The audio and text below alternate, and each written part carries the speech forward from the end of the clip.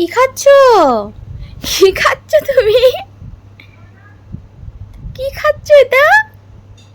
খাও, ভালো খেতে।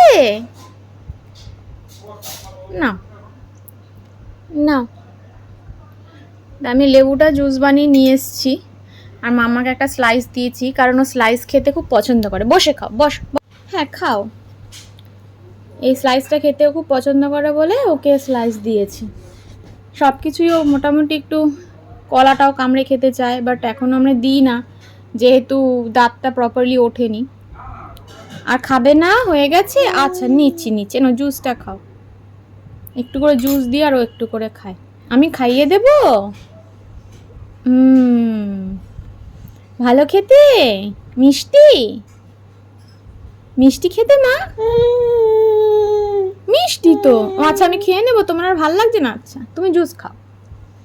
হুম